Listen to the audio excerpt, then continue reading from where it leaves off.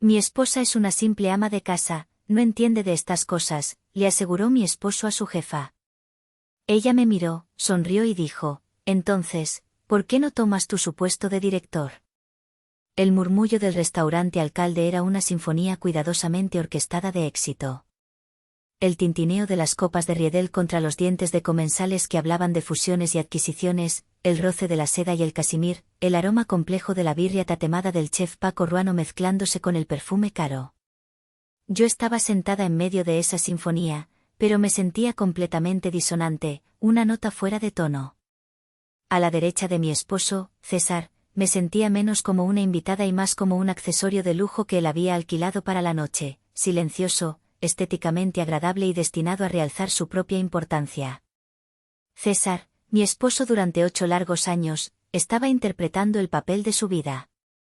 El de joven ejecutivo prometedor, carismático y seguro de sí mismo. Su espalda, enfundada en un traje italiano hecho a medida, estaba dolorosamente recta. Su sonrisa, calibrada para mostrar la cantidad justa de confianza sin parecer arrogante, estaba fija en su rostro. Reía de los chistes de su nueva jefa, la CEO de Innovatech Solutions, Beatriz Covarrubias, con un entusiasmo que rozaba la desesperación. Beatriz era otra historia. No interpretaba ningún papel. Ella era el teatro entero. 50 y tantos años, cabello plateado cortado en un bob geométrico que desafiaba la gravedad y una mirada que no se limitaba a ver, sino que diseccionaba. Parecía capaz de analizar la estructura molecular de tu alma con un simple parpadeo. No se le escapaba nada. Y esa noche, su bisturí ocular estaba examinando a César, su más reciente adquisición ejecutiva. Y, para mi creciente pánico, a veces se desviaba hacia mí. La clave para la expansión en Brasil, pontificaba César, inclinándose sobre la mesa con un aire de conspirador que compartía secretos de Estado, no es el producto, Beatriz, es la psique del consumidor. La logística cultural. Hay que entender que el consumidor paulista, enfocado en los negocios, no es el mismo que el carioca, que valora el estilo de vida. Asentí con una inclinación de cabeza casi imperceptible, trazando círculos invisibles en el mantel con mi uña. La psique del consumidor. ¡Qué simplificación tan burda! Mi tesis de maestría, un documento de 200 páginas que ahora acumulaba polvo en una caja en el garaje, se había titulado Barreras logísticas y arancelarias en la penetración del mercado tecnológico brasileño, un análisis comparativo de los estados de Sao Paulo y Río de Janeiro. Sabía que el verdadero obstáculo no era la psique, sino el laberinto fiscal del ICMS, los costos prohibitivos de importación y la pesadilla logística que suponía la burocracia del puerto de Santos. Podría haberle explicado que su estrategia de marketing unificada fracasaría estrepitosamente si no consideraba las exenciones fiscales específicas de la zona franca de Manaus, pero sentí una presión repentina y firme en mi muslo. Los dedos de César, justo debajo de la mesa, se clavaron en mi pierna. Un apretón corto, brutal, un telegrama urgente con un único mensaje: cállate. Este es mi escenario. Tú eres parte del decorado. No te muevas. Me tragué una refutación detallada junto con un sorbo de vino tinto.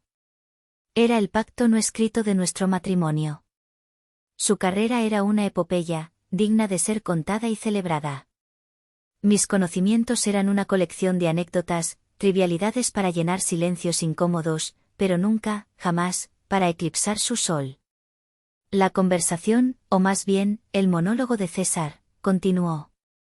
Lanzó al aire una ensalada de términos de moda: ecosistema digital, sinergia disruptiva, apalancamiento de activos intangibles. Yo sonreía, asentía, y en el teatro silencioso de mi mente, un ejército de editores con lápices rojos corregía, tachaba y reescribía cada una de sus afirmaciones. No era un acto de malicia, sino un reflejo, el tic nervioso de un músculo intelectual atrofiado por la falta de uso. Fue entonces cuando la sinfonía se detuvo. Beatriz Covarrubias, tras permitir que el área de César llegara a su fin, giró su cabeza con la lentitud de un depredador.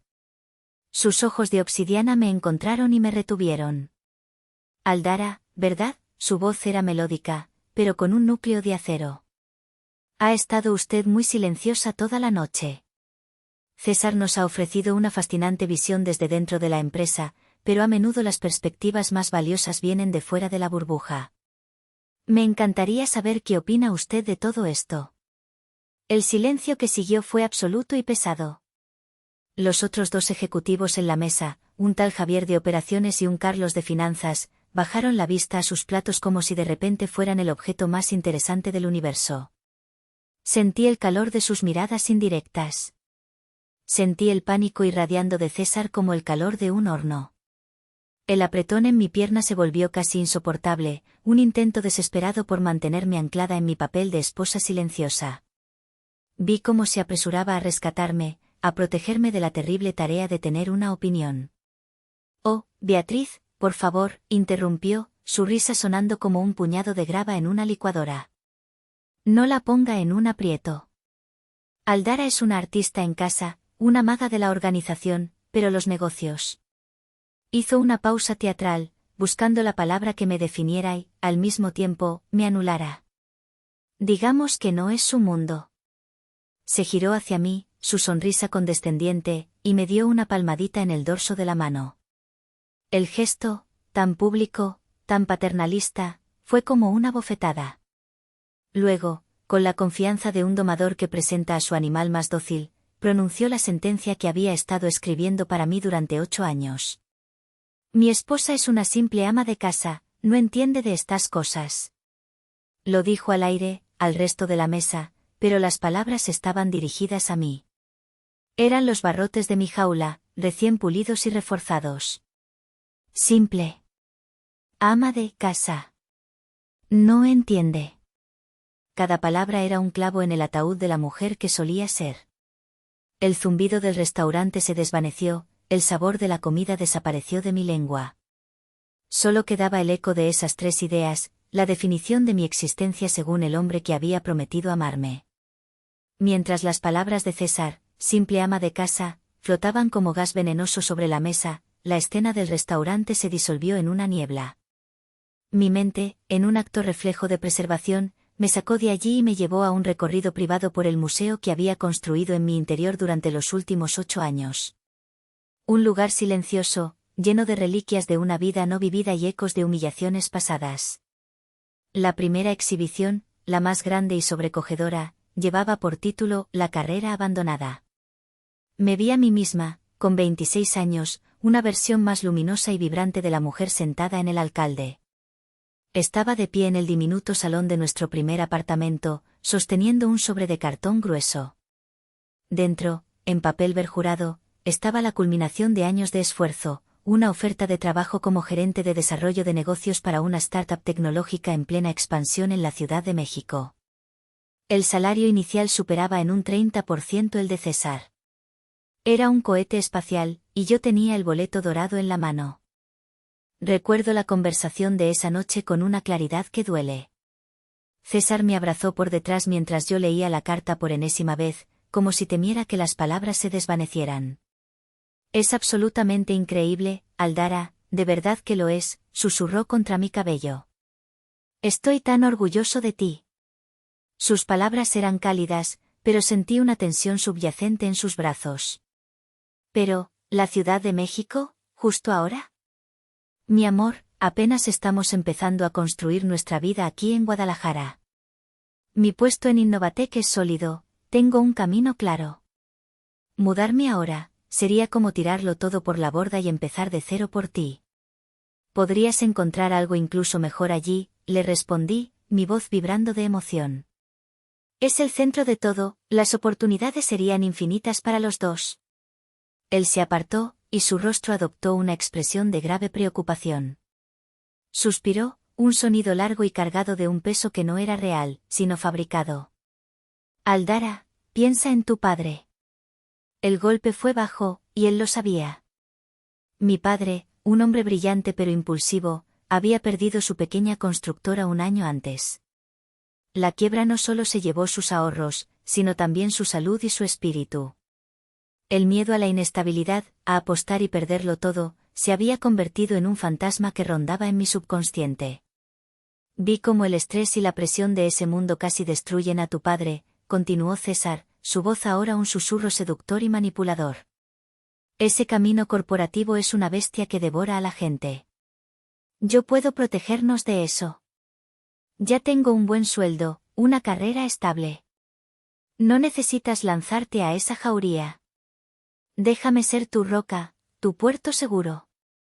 Concéntrate en hacer de esta casa un hogar, en ser feliz. Yo me encargaré de luchar contra los monstruos. Y, cobardemente, le creí. Le creí porque el fantasma de mi padre me susurraba al oído. Le creí porque estaba enamorada y su promesa de una vida sin riesgos era un canto de sirena para mi alma asustada. Envié un correo electrónico rechazando la oferta, sintiendo como una parte de mí se marchitaba con cada palabra que tecleaba. No me di cuenta de que no me estaba salvando de los monstruos. Me estaba encerrando con uno. El pasillo del museo me llevó a la siguiente sala, el santuario secreto. 4 años después de mi gran renuncia, el aburrimiento se había convertido en una enfermedad crónica. Mi cerebro, acostumbrado al rigor académico y al desafío estratégico, estaba muriendo de inanición. Fue entonces, en las altas horas de la madrugada, mientras César dormía, cuando nació Nébula Digital. Empezó como un experimento, una forma de mantenerme cuerda. Creé un perfil anónimo en una plataforma de freelances y acepté un pequeño proyecto, optimizar la tienda online de una artesana de Tlaquepaque. El éxito de ese primer proyecto fue como un trago de agua en el desierto. Pronto, un cliente llevó a otro. Nébula Digital creció en la oscuridad, en el silencio de mi pequeña oficina en casa. Se convirtió en mi mundo secreto, mi acto de rebelión silenciosa. La pieza central de esta sala era una escena vívida, una carne asada en el jardín de mis padres. El sol brillaba, la cerveza estaba fría. En un arranque de valentía, decidí compartir un poco de mi mundo. He estado bastante ocupada últimamente, comenté casualmente. Estoy ayudando a unas cuantas empresas con sus ventas por Internet. Mi hermano mayor, Leandro, que había heredado el negocio de refacciones de mi padre y lo gestionaba con una competencia mediocre, soltó una carcajada. ¡Qué bien, hermanita, tú, negocito, de Internet! Me parece genial que tengas un pasatiempo para entretenerte. César, siempre leal al club de los hombres con trabajos de verdad, le siguió el juego. Sí, es muy dedicada a su hobby, dijo, dándome un beso condescendiente en la frente. Mientras no se le queme la cena, yo feliz. Sus risas se mezclaron con el chisporroteo de la carne en la parrilla. Mis padres sonrieron, complacidos de que su hija se mantuviera ocupada. Nadie preguntó. Nadie se interesó. En ese momento, juré que Nébula Digital permanecería en la oscuridad para siempre. Era demasiado precioso, demasiado mío, para ser manchado por su condescendencia. La última sala era la más reciente y la más desoladora, la Victoria Silenciosa. Hace apenas un año, conseguí un cliente que cambió las reglas del juego, una empresa de maquinaria de precisión en Alemania. El desafío era complejo, el mercado, difícil. Trabajé durante meses, día y noche. El resultado fue un éxito rotundo, y la comisión fue astronómica. Lo primero que hice fue una transferencia anónima que liquidó la totalidad de la hipoteca de la casa de mis padres. Fue el momento de mayor orgullo de mi vida. Esa noche, preparé la cena favorita de César. Estaba radiante, desesperada por compartir mi triunfo. Cariño, no vas a creer el día que he tenido, empecé en cuanto se sentó a la mesa.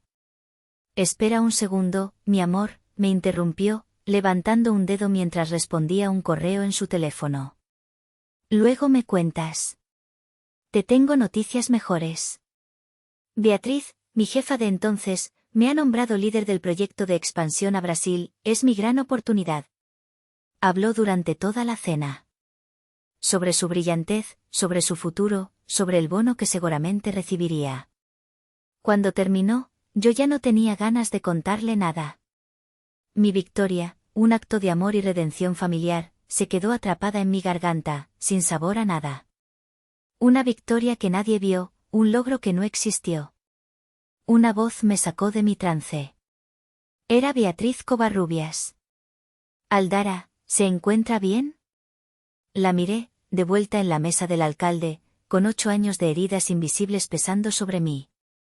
Pero en sus ojos no vi lástima. Vi algo más. Reconocimiento. Como si ella, de alguna manera, pudiera ver cada una de las salas de mi museo secreto. De regreso en la sofocante atmósfera del restaurante, la pregunta de Beatriz, ¿se encuentra bien? Era una cuerda de salvamento. Asentí, aunque no estaba segura de si era verdad. El viaje relámpago por mis recuerdos me había dejado temblando. César, sintiendo que la situación se le escapaba de las manos, intentó recuperar el control. Está un poco abrumada, Beatriz. No está acostumbrada a estas cenas de negocios. ¿Qué te parece si hablamos de las proyecciones para el 4º trimestre? Beatriz lo ignoró con una elegancia tan absoluta que fue casi brutal. Era como si César fuera un ruido de fondo, un mosquito zumbando en la periferia de su atención. Sus ojos permanecieron fijos en mí. Simple ama de casa, repitió, su voz era ahora un murmullo pensativo. Es una etiqueta fascinante. Implica simplicidad, pero gestionar un hogar moderno es cualquier cosa menos simple. Es un ejercicio constante de logística, negociación con proveedores, gestión financiera, psicología infantil. Es, en esencia, dirigir una pequeña empresa con un presupuesto muy ajustado y sin posibilidad de declarar la quiebra, ¿no le parece? La descripción era tan inesperada, tan certera, que me quedé momentáneamente sin aliento. Nadie, y mucho menos un CEO de su calibre, había dignificado mi trabajo no remunerado de esa manera. Supongo que sí, viéndolo así, respondí, mi voz encontrando un nuevo aplomo. Claro que sí, afirmó ella. Y me imagino que le deja mucho tiempo para observar y pensar. Se inclinó hacia adelante, su intensidad creando un campo de fuerza a nuestro alrededor que excluía a todos los demás. Así que, dígame, Aldara. En sus observaciones, ¿qué lee estos días? ¿Qué ideas capturan su imaginación? César soltó una risita nerviosa. Probablemente novelas, o revistas de decoración. Le encantan. Sentí una oleada de ira. Antes de que pudiera detenerme, respondí. De hecho, acabo de terminar, Pensar rápido, pensar despacio, de Daniel Kahneman. El cambio en la atmósfera fue instantáneo. La ceja perfectamente arqueada de Beatriz se levantó medio centímetro. Carlos, el de finanzas, que había estado mirando su teléfono, levantó la vista con interés. Fascinante, dijo Beatriz. Un libro denso para una lectura casual, ¿y cuál fue su principal conclusión? Aquí estaba. Una encrucijada. Podía dar una respuesta vaga y devolverle el control a César, o podía responder honestamente. Elegí la honestidad. Que la mayoría de nuestras decisiones, incluso las que creemos racionales, están impulsadas por sesgos cognitivos inconscientes, dije. Y que entender esos sesgos es la clave no solo para el autoconocimiento, sino también para cualquier estrategia de negocio que pretenda influir en el comportamiento humano. Beatriz sonrió, una sonrisa genuina por primera vez en toda la noche. Excelente. Entonces, apliquémoslo. ¿Cómo usaría usted el sesgo de anclaje para lanzar un nuevo producto tecnológico en un mercado saturado? Era una pregunta de entrevista de alto nivel. Una pregunta que César, con todo su discurso sobre la psique del consumidor, probablemente no podría responder con la misma profundidad. Sentí como la sangre volvía a correr por mis venas, caliente y rápida. Anclaría el precio inicial deliberadamente alto, respondí sin dudar. Aunque nadie lo compre a ese precio, establece un valor percibido. Luego, introduciría una versión estándar a un precio significativamente más bajo, pero todavía rentable. En comparación con el ancla inicial, este segundo precio parecería una ganga increíble, impulsando las ventas. Es la misma estrategia que usan las marcas de lujo con sus colecciones de alta costura para vender perfumes y carteras. Carlos, el de finanzas, asintió vigorosamente. Es el modelo de señuelo. Brillante. No hemos terminado, dijo Beatriz, claramente disfrutando del espectáculo. Hablemos de Web3 y la soberanía de los datos del consumidor, ¿una oportunidad o una amenaza para empresas como la nuestra, que dependen del Big Data? César intentó intervenir.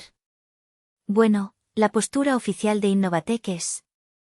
Gracias, César, lo cortó Beatriz sin mirarlo. Pero la postura oficial a menudo carece de imaginación. Quiero la opinión de Aldara. Durante los siguientes 15 minutos, me encontré inmersa en una de las conversaciones más estimulantes de mi vida. Hablamos de la tokenización de activos, de la ética de los algoritmos de IA, de las estrategias de entrada en los mercados del sudeste asiático. Con cada pregunta que Beatriz me lanzaba, yo respondía con una precisión y una pasión que creía haber perdido. Estaba desenterrando partes de mí misma que llevaban 8 años enterradas bajo capas de listas de la compra, horarios de limpieza y la constante erosión de mi autoestima. Mientras hablaba, observaba a César por el rabillo del ojo. Su transformación fue un espectáculo en sí mismo. Pasó de la arrogancia condescendiente a la confusión, luego a la alarma, y finalmente a un resentimiento hosco y silencioso. Se hundió en su silla, su rostro ensombrecido. No estaba presenciando el éxito de su esposa, estaba presenciando su propia e inesperada obsolescencia. La mujer que había definido como simple, acababa de demostrar, sin esfuerzo aparente, que su comprensión del mundo de los negocios era mucho más sofisticada y actual que la suya. La narrativa se había roto. Y él no tenía ni idea de cómo repararla. La conversación fue interrumpida por Javier, el director de operaciones, un hombre corpulento con una perpetua expresión de frustración. Llevaba toda la noche lamentándose, y ahora había encontrado el momento perfecto para descargar su mayor problema. Hablando de desafíos digitales, Beatriz, dijo, dejando su copa de vino con fuerza sobre la mesa. El verdadero cáncer que tenemos ahora mismo es nuestra plataforma de e-commerce. Es un agujero negro de dinero. El equipo de César lanzó una mirada acusadora a mi marido, ha gastado $500,000 en una campaña de Google Ads este trimestre. El tráfico ha subido un 200%, fantástico, ¿las ventas? Un miserable 3%, nuestra tasa de abandono de carritos de compra es del 78%, 78%. Es un desastre absoluto. Estamos quemando dinero. Sentí como César se tensaba a mi lado. Esta era su área, su responsabilidad directa. Y acababan de exponer su fracaso en público. Su mirada se cruzó con la mía por una fracción de segundo, y en ella vi una súplica desesperada, una orden silenciosa, no digas nada. Mantente fuera de esto. César, carraspeando para aclararse la garganta, adoptó un tono defensivo. Javier, como ya te he explicado, estamos en medio de una reestructuración del funnel de ventas. Es un proceso complejo que requiere análisis /B, optimización de la experiencia de usuario. Empezó a recitar una letanía de jerga corporativa que sonaba impresionante pero que, en el fondo, no significaba nada. Era una forma de ganar tiempo, de aparentar que tenía un plan. Beatriz lo dejó hablar durante 30 segundos antes de levantar una mano para detenerlo. No lo hizo con impaciencia, sino con el aburrimiento de quien ya ha escuchado la misma excusa 1000 veces. Y entonces, como un halcón que ha estado esperando el momento perfecto para atacar, se giró hacia mí. Sus ojos brillaban con una luz intensa, una mezcla de curiosidad y un desafío casi cruel. Sabía exactamente lo que estaba haciendo. Estaba echando gasolina al fuego. Y usted, Aldara, dijo, su voz resonando en el repentino silencio. Desde su privilegiada perspectiva de ama de casa, que supongo que la convierte en el arquetipo de la consumidora online que tanto nos cuesta retener. ¿Qué error fundamental cree que estamos cometiendo? ¿Por qué una mujer como usted abandonaría su carrito de compra en nuestro sitio web? El mundo se detuvo. La pregunta no era una pregunta. Era una ejecución o una coronación. En esa fracción de segundo, mi vida entera pareció pasar ante mis ojos. Vi a la joven brillante con una oferta de trabajo en la mano. Vi a la esposa obediente que sonreía y asentía. Vi a la empresaria secreta que trabajaba hasta las 3 de la mañana. Vi 8 años de hacerme pequeña, de pedir disculpas por mi propia inteligencia, de permitir que un hombre inseguro definiera mi valor. Oí dos voces en mi cabeza. Una, la voz de la costumbre, la esposa condicionada, me susurraba, sonríe. Di algo vago. Oh, no sabría decir. No lo humilles más. Protege tu matrimonio. Pero la otra voz, una voz que no había oído en mucho tiempo, una voz que sonaba sospechosamente como la mía, rugió. Rugió con la furia de 8 años de silencio. Rugió, basta. Se acabó. Respiré, hondo. El aire del alcalde se sintió limpio, nuevo. Miré directamente a Beatriz Covarrubias. El error fundamental, empecé, y me sorprendió la calma y la autoridad de mi propia voz, es que ustedes creen que venden productos. Pero no es así. En el comercio electrónico, lo que venden es confianza y conveniencia. Y por lo que describe Javier, están fallando estrepitosamente en ambas. Hice una pausa, asegurándome de tener la atención de todos. La tenía. Su campaña de marketing atrae a la gente, pero su plataforma la ahuyenta. Una tasa de abandono del 78% no es un problema de marketing, es un problema estructural. César habla de optimizar el funnel, pero eso es como pulir los grifos en un barco que se hunde.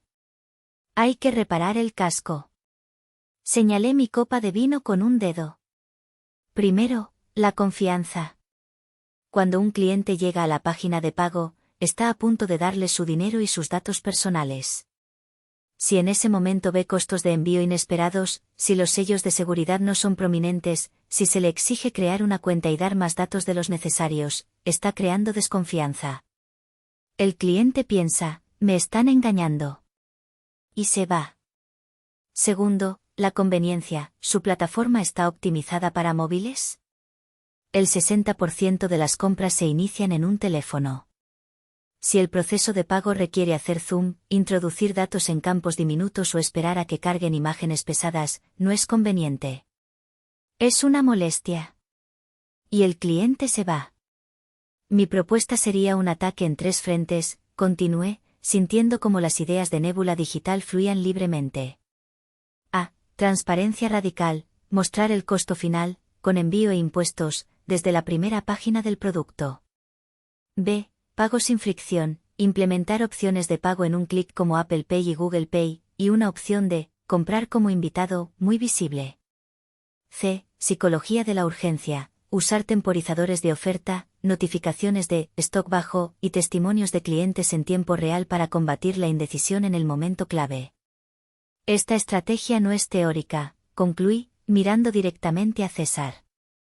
Es una metodología probada que puede reducir la tasa de abandono en un 30 o 40% en menos de 60 días. Cuando terminé, el silencio era tan profundo que podía oír el latido de mi propio corazón. Javier me miraba como si yo fuera una aparición. Carlos, el de finanzas, había sacado un pequeño cuaderno y escribía furiosamente. César, con el rostro pálido y los labios temblorosos, intentó un último y desesperado acto de sabotaje. Soltó una risa hueca, un sonido terrible. Es increíble. Se lo juro, Beatriz, es como una esponja. Todo esto se lo he oído decir a ella en mis llamadas de trabajo, yo mismo le he explicado estos conceptos. Fue la daga final. La mentira más insultante. La negación absoluta de mi existencia como un ser pensante e independiente. Pero ya no dolía. Porque en ese momento, supe, con una certeza absoluta, que ya no me importaba lo que él pensara. La mentira de César fue tan torpe, tan desesperada, que resultó casi patética. Quedó suspendida en el aire tenso del restaurante, una burbuja de falsedad que nadie se molestó en tocar. La credibilidad de su afirmación era nula. Mi análisis no había sido el de un estudiante que repite la lección de su maestro, había sido una clase magistral, impartida con la autoridad y la fluidez que solo provienen de la experiencia profunda y el conocimiento práctico. El primero en romper el hechizo fue Beatriz Covarrubias. Y lo hizo de la manera más inesperada posible. Se echó a reír. No fue una risita discreta o una sonrisa contenida. Fue una carcajada abierta, sonora, una explosión de diversión genuina que pareció sorprenderla incluso a ella misma. Se reclinó en su silla, una mano elegante sobre su pecho, y rió hasta que las lágrimas asomaron a las comisuras de sus ojos. Los otros ejecutivos, desconcertados, intercambiaron miradas nerviosas. ¿Era una risa de burla, de aprobación, de locura? Nadie lo sabía, así que optaron por sonrisas tímidas y expectantes. César la miraba fijamente, su rostro una máscara de horror. Era como un comediante que cuenta su mejor chiste y, en lugar de aplausos, recibe una reacción completamente incomprensible del único miembro del público que importa. Su intento de desacreditarme y reclamar mi conocimiento como propio se había convertido en el catalizador de una hilaridad que no entendía. Finalmente, Beatriz tomó un sorbo de agua, recomponiendo su seriedad profesional, aunque una chispa de diversión todavía bailaba en sus ojos. Su mirada se posó en César, y la temperatura de la mesa bajó varios grados. César, dijo, y el uso de su nombre de pila en lugar de su apellido sonó extrañamente ominoso. Permítame ser absolutamente clara. Su voz era suave, pero cada sílaba estaba afilada como el cristal. En mis 30 años en el mundo de los negocios, he desarrollado un oído bastante bueno para distinguir entre el conocimiento genuino y la palabrería. Y lo que acabo de escuchar de su esposa, hizo una pausa, enfatizando la palabra, es una de las demostraciones de visión estratégica más impresionantes que he presenciado en mucho tiempo. Se giró ligeramente en su silla, creando una barrera invisible entre ella y César. Y lo que acabo de escuchar de usted, continuó, su voz ahora gélida, es, sin duda, el intento más torpe y ofensivo de robar el crédito intelectual de otra persona que he tenido el disgusto de presenciar. El color abandonó el rostro de César. Si antes estaba pálido, ahora era translúcido. Parecía un hombre que acababa de ver cómo su futuro profesional era guillotinado en público. Beatriz me miró entonces, y la dureza de su expresión se suavizó, reemplazada por una mirada de respeto inconfundible. Con una precisión cruel, citó las palabras que habían iniciado todo el calvario. Mi esposa es una simple ama de casa, no entiende de estas cosas, dijo, su tono era una imitación perfecta de la condescendencia de César. Hizo una pausa y una sonrisa irónica se dibujó en sus labios. Creo que la evidencia empírica sugiere lo contrario, ¿no le parece? Se reclinó cómodamente, entrelazando sus dedos sobre la mesa. Su mirada iba de César, que parecía estar encogiéndose físicamente, a mí, que sentía que crecía con cada segundo que pasaba. Era una maestra de la tensión dramática, una directora de orquesta que sabía exactamente cuándo dar la entrada a los platillos para el gran final. Y entonces, llegó el crescendo. Así que, Aldara, su voz se proyectó, clara y resonante, atrayendo la atención de las mesas cercanas. Dado que su comprensión de los desafíos fundamentales de mi empresa parece superar, con un margen considerable, la de mi actual director de marketing. Dejó la frase suspendida en el aire, un abismo de posibilidades. El tiempo pareció ralentizarse. Vi a Javier, el de operaciones, contener la respiración. Vi a Carlos, el de finanzas, con los ojos como platos. Vi a César, un hombre ahogándose en tierra firme. ¿Por qué no toma usted su puesto de director? La pregunta no aterrizó. Detonó. Fue una explosión silenciosa que reconfiguró la realidad. Un acto de justicia poética tan brutal y tan hermoso que me dejó sin aliento. Un movimiento de jaque mate que no solo ganaba la partida, sino que volcaba el tablero, esparcía las piezas y declaraba un juego completamente nuevo. Por un instante, el único sonido fue el lejano murmullo del restaurante. Luego, Javier se atragantó con su sorbo de vino, tosiendo en su servilleta. Carlos dejó caer su bolígrafo, que rodó por la mesa. ¿Y César? César se quedó inmóvil, petrificado, con la boca entreabierta y una expresión de incredulidad tan absoluta que era casi inhumana. No estaba mirando a un fantasma. Estaba mirando a la mujer que había pasado 8 años intentando hacer invisible, ahora iluminada por el foco más brillante que jamás hubiera imaginado. La cena terminó en una especie de caos contenido. Los ejecutivos, recuperándose del shock, intentaron llenar el silencio con una avalancha de cumplidos forzados y preguntas nerviosas dirigidas a mí. ¿Qué mente tan brillante? ¿Dónde ha estado escondida? deberíamos hablar de logística la próxima semana. Yo respondía en piloto automático, mi mente era un torbellino. Apenas registré el momento en que Beatriz se despidió con una sonrisa enigmática y mi asistente se pondrá en contacto con usted mañana, Aldara. César permaneció mudo. Un autómata. Pagó la cuenta, se despidió de sus colegas con un gruñido ininteligible y caminó hacia la salida sin mirarme. El viaje a casa fue una lección de física sobre el peso del silencio. El aire en el coche era tan denso y cargado que parecía difícil respirar. No era un vacío de sonido, sino una presencia activa, un monstruo invisible sentado en el asiento trasero, alimentándose de la tensión. César conducía con una concentración furiosa, sus manos aferradas al volante como si intentara estrangularlo. Miré por la ventana, viendo las luces de la ciudad pasar como estrellas fugaces en un universo que de repente se sentía ajeno. Cada semáforo en rojo era una agonía, un aplazamiento de la erupción volcánica que sabía inminente. La erupción ocurrió en el momento en que la puerta de nuestro apartamento se cerró, cortando el último vínculo con el mundo exterior.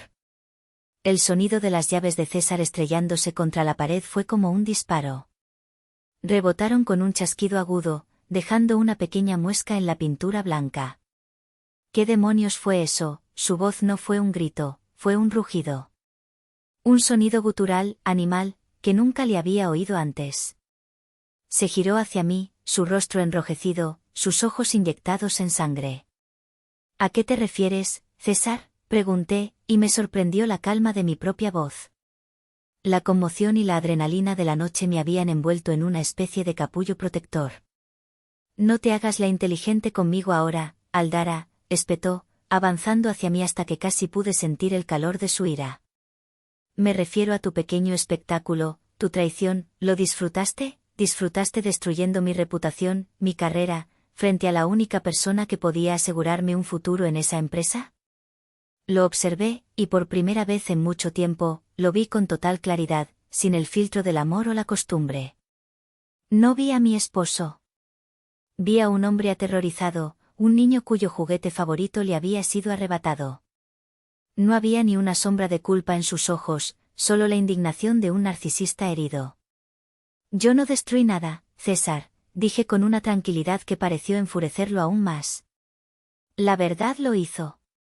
La verdad es que me apuñalaste por la espalda, te di todo, una casa, una vida cómoda, y así es como me pagas. ¿Por qué? ¿Por celos? ¿Porque no soportas que yo tenga éxito? La acusación era tan absurda, tan retorcida, que casi me reí. Él, acusándome a mí de celos. ¿Sabes lo que hiciste esta noche?, continuó, sin esperar respuesta, gesticulando salvajemente. Me convertiste en un chiste. Mañana, todo el mundo en esa oficina se estará riendo de mí, el director cuya esposa es más lista que él, y todo por tu ego, por tu necesidad de ser el centro de atención por una vez en tu miserable y aburrida vida. Sus palabras eran crueles, diseñadas para herir, para devolverme a mi caja de simple ama de casa. Pero ya no funcionaban. Las cerraduras se habían roto. ¿Y mi vida es aburrida por qué, César?, le pregunté, mi voz todavía baja, pero ahora con un filo de acero. ¿Por qué renuncié a mi carrera por la tuya? ¿Por qué acepté quedarme en la sombra para que tú pudieras brillar? ¿O por qué nunca te molestaste en preguntar qué hacía en mis horas libres? Su diatriba continuó, culpándome de todo, incluso de sus propios fracasos. Sacó a relucir la quiebra de mi padre. Eres igual que él, imprudente, destruyes todo lo que tocas. Ese fue el final. La última gota. La última conexión que nos unía se desintegró. Sin decir nada más, me di la vuelta y caminé con paso firme hacia nuestra habitación. Él me siguió, su voz era un torrente de insultos a mi espalda. ¿A dónde crees que vas? No he terminado contigo. Abrí el armario, ignorando el costoso vestido que él había elegido para mí esa noche, y saqué una maleta de mano. Empecé a meter lo esencial, vaqueros, un par de jerseys, mi ordenador portátil. Mis movimientos eran metódicos, casi robóticos. Cada prenda doblada era un adiós. ¿Qué estás haciendo? ¿Te vas a ir? No puedes hacerme esto. Su voz cambió. La furia dio paso a un pánico incipiente. La idea de que yo pudiera, de hecho, irme, parecía no habérsele ocurrido nunca. Cerré la cremallera de la maleta. El sonido fue definitivo, como el cerrojo de una celda. Me giré y lo enfrenté por última vez. Tienes razón, César, le dije. Fui imprudente. Fui imprudente al creer que tu amor era más grande que tu ego. Fui imprudente al pensar que algún día verías mi valor. Pero se acabó. Esta conversación ha terminado. Y nosotros, también. Saqué mi teléfono y marqué el número de Gala. Sonó 1, 2 veces. Mientras esperaba, pasé junto a César, que se había quedado paralizado en el umbral de la puerta, y caminé hacia la salida. ¿Gala? Soy yo. Necesito un favor, ¿puedo quedarme en tu casa? César me miró, su rostro una mezcla de shock y una comprensión tardía y aterradora. El peón que había sacrificado tan descuidadamente acababa de cruzar todo el tablero y se había convertido en reina. Y estaba a punto de barrerlo del juego. El apartamento de Gala era un santuario de orden y ambición. Las paredes estaban cubiertas de estanterías repletas de libros de derecho y filosofía, y el aire olía a café recién hecho y a la débil fragancia de un perfume caro. Gala me recibió en la puerta, no con lástima, sino con una furia triunfante en sus ojos. Me arrebató la maleta, me sirvió un vaso de mezcal reposado y dijo, brindemos por la quema de puentes. Era hora de que encendieras una maldita cerilla. Mientras le relataba cada detalle de la noche, desde el apretón en la pierna hasta el portazo final, su expresión pasó de la indignación a una emoción casi depredadora. Como abogada especializada en litigios corporativos, olfateaba la sangre en el agua. Lo sabía, exclamó, golpeando la isla de su cocina con la palma de la mano. Sabía que solo necesitabas el empujón adecuado.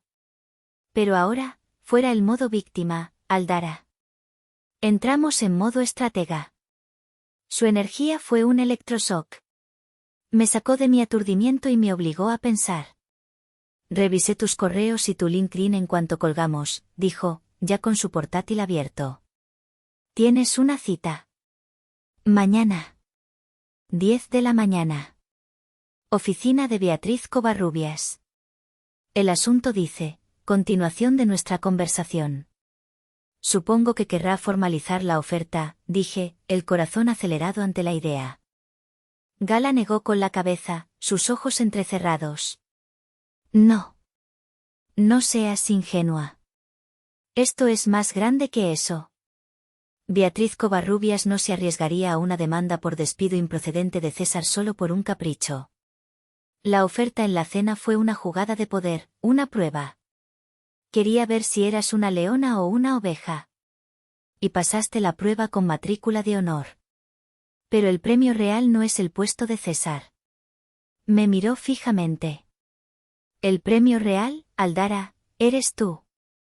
O más bien, la misteriosa fundadora de la consultora que le está robando la merienda a su empresa. La idea me golpeó con la fuerza de una revelación. Nébula digital, susurré. Exactamente, confirmó Gala. Conecté los puntos. El proyecto de Brasil, la obsesión con la conversión de e-commerce, la mención de la consultora, fantasma. No es una coincidencia. Beatriz no está cazando un nuevo director. Está cazando a su competidor más esquivo.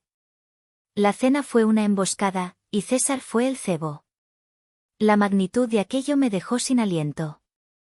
Mi pequeño negocio secreto, mi santuario, estaba en el radar de una de las mujeres más poderosas del país. Entonces, ¿qué hago?, pregunté, sintiendo una mezcla de terror y una emoción vertiginosa. Dejas de pensar como Aldara, la esposa, y empiezas a pensar como la CEO de Nébula Digital, ordenó Gala. Mañana no vas a una entrevista de trabajo. Vas a una reunión de negocios de alto nivel. Y vamos a prepararte para la guerra.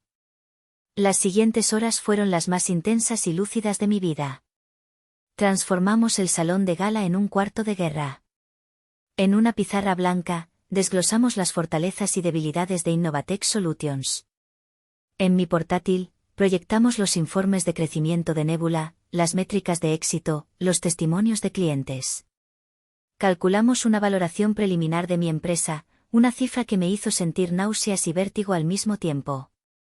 No aceptarás la primera oferta, me instruyó Gala, caminando de un lado a otro como un general antes de la batalla. Analizamos sus adquisiciones anteriores. Tiende a empezar con una oferta un 20% por debajo de su valoración máxima. Le mostraremos nuestros datos de crecimiento proyectado para el próximo año, lo que justificará una contraoferta más alta. También exigiremos autonomía operativa para tu equipo y un puesto en el consejo directivo para ti, no solo un título de vicepresidenta. Incluso ensayamos la negociación. Gala interpretó a Beatriz, lanzándome preguntas difíciles, presionándome, intentando encontrar mis debilidades. Al principio, tartamudeé, me sentí como una impostora. No, me corrigió Gala. No pidas disculpas por tus cifras, son tuyas, te las has ganado, mírala a los ojos, no bajes la mirada, tú tienes algo que ella quiere, nunca olvides eso. El poder está de tu lado. En algún momento, alrededor de las 4 de la mañana, algo hizo clic. Me miré en el reflejo de la ventana oscura. La mujer que me devolvía la mirada no era la misma que había entrado en el restaurante horas antes. Sus ojos ya no eran inseguros. Tenían un brillo duro, el brillo del acero. La Aldara que se disculpaba por existir había muerto esa noche en el alcalde. La que estaba sentada en el apartamento de Gala era un CEO preparándose para la negociación de su vida. Cuando el primer rayo de sol se filtró por la ventana, teníamos un dossier completo, una estrategia clara y 2 tazas de café vacías. Una última cosa, dijo Gala, mientras yo me preparaba para irme. Me señaló un traje sastre de un azul eléctrico que colgaba de su armario. Ponte esto. El negro es para los funerales. Hoy vas a celebrar un nacimiento. Me lo puse. Me quedaba perfecto. Era una armadura.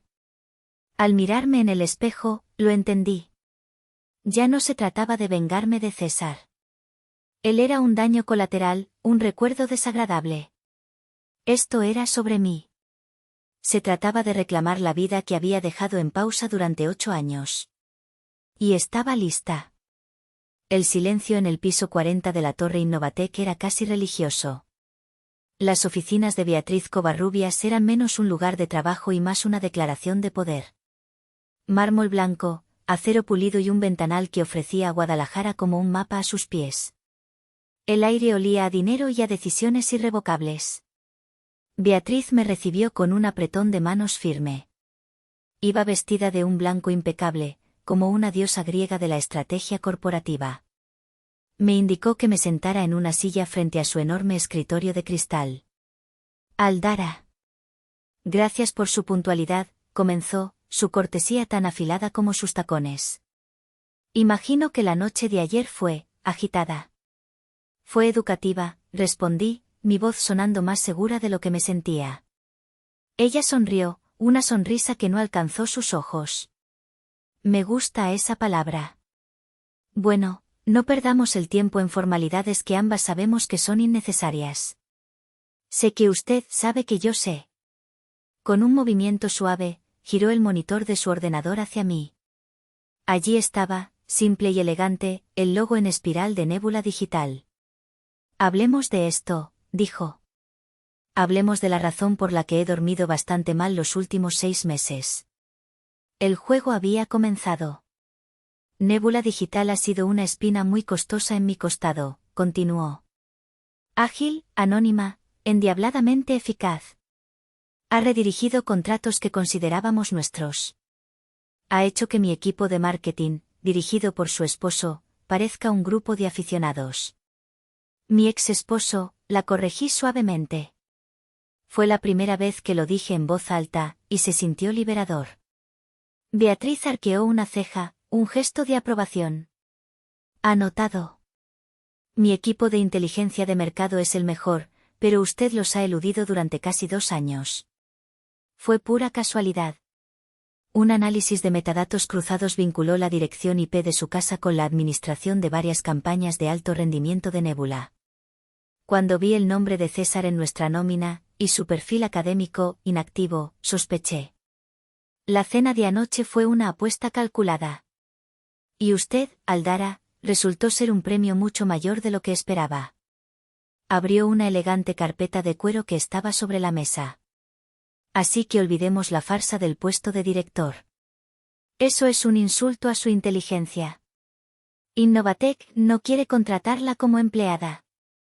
Queremos absorberla. Queremos a Nebula Digital, su metodología, su cartera de clientes. Y la queremos a usted, al frente de nuestra nueva división global de innovación digital, con un asiento en el consejo. Era exactamente el escenario que Gala y yo habíamos previsto. La adrenalina me recorrió. Saqué mi propio dossier de mi maletín. Agradezco la oferta, Beatriz. Y estoy abierta a una conversación. Aquí tengo la valoración de Nebula, basada en nuestro crecimiento del último año y nuestras proyecciones para los próximos 3. Durante la siguiente hora y media, negociamos. Fue la conversación más intensa, desafiante y extrañamente estimulante de mi vida. Luché por cada cláusula, por cada cero en la cifra final. No era solo por el dinero. Era por el principio. Era la validación de cada noche de insomnio, de cada comida familiar soportando burlas, de cada vez que me mordí la lengua. Cuando finalmente nos dimos la mano, el acuerdo era un 30% más alto que su oferta inicial. Había ganado. Esa noche, volví al apartamento por última vez. Necesitaba recoger mis libros, mis cosas personales. César estaba allí. La furia había sido reemplazada por una desesperación patética. Había comprado mi vino favorito, había preparado una cena terrible que se estaba enfriando en la mesa. Aldara, mi vida, por favor, hablemos, suplicó. Cometí un error terrible. El peor de mi vida. Fui un inseguro, un idiota. Estaba asustado de lo increíble que eres. Pero puedo cambiar. Podemos ir a terapia. Con tu nuevo puesto y mi experiencia, imagina lo que podemos lograr juntos. Lo escuché en silencio, observando al hombre que creí conocer. Vi su pánico. No era pánico a perderme a mí, sino a perder el estatus, la comodidad, la vida que yo, sin que él lo supiera, había estado financiando en gran medida con los ingresos de Nebula. Cuando terminó su monólogo, saqué una copia del acuerdo de adquisición de mi bolso y la deslicé sobre la mesa, justo encima de su plato de pasta fría. No voy a aceptar tu antiguo puesto, César, le dije, mi voz desprovista de emoción. Una oleada de alivio inundó su rostro. No, oh, Aldara, gracias a Dios. Sabía que entenderías, yo. Voy a vender mi empresa, lo interrumpí. Parpadeó, confundido. ¿Tu empresa? ¿Te refieres a Nebula? ¿Esa cosa que haces en la computadora? Esa cosa, respondí, saboreando cada palabra, acaba de ser adquirida por Innovatec Solutions por una suma que tiene 8 cifras. Y como parte del acuerdo, he sido nombrada vicepresidenta ejecutiva de Innovación Digital Global. Reportaré directamente a Beatriz. Tú, si decides quedarte, eventualmente reportarás a alguien, que reportará a alguien, que me reportará a mí. Observé su rostro mientras las palabras penetraban, una a una, en su conciencia. Vi la progresión en tiempo real, la negación, la confusión, la comprensión, el horror. Vi el momento exacto en que su cerebro procesó la magnitud de la realidad. La mujer que había llamado simple era una multimillonaria. El pasatiempo que había ridiculizado era un imperio. Su universo entero, construido sobre el frágil andamio de su propia superioridad, no solo se derrumbó, fue pulverizado, reducido a polvo. Se hundió en una silla, su rostro era un lienzo en blanco de shock absoluto. La aniquilación de su ego fue total y silenciosa. Semanas después, estaba de pie en mi nueva oficina. El ventanal era, en efecto, un mapa de mi nuevo reino. Mi teléfono sonó. Era Gala. Noticias del frente, dijo, su voz burbujeante de diversión. El abogado de César acaba de presentar una demanda formal. Reclama el 50% del valor de Nébula, alegando que es un bien conyugal y que tú lo construiste a sus espaldas, con engaño y mala fe. Esperaba sentir un destello de ira, pero en su lugar, me encontré riendo. Una risa profunda, genuina, que venía desde el fondo de mi alma. Mi familia, por supuesto, no se reía. Mis padres me llamaron para decirme que estaba siendo cruel y vengativa. Mi hermano Leandro me acusó de haber humillado a la familia. Aparentemente, el éxito de una mujer era más vergonzoso que la mediocridad de un hombre. Colgué el teléfono y volví a mirar la ciudad. Me di cuenta de que mi verdadera victoria no fue el dinero ni el puesto. Fue la liberación de las expectativas de los demás. De la necesidad de ser la buena esposa, la buena hija, la buena hermana. Mi abogado dice que él no tiene ninguna posibilidad, pero la familia de César me acusa de haberlo engañado durante años al ocultar mi éxito. ¿Estuve mal por construir mi propio mundo en secreto mientras estaba en un matrimonio que me minimizaba?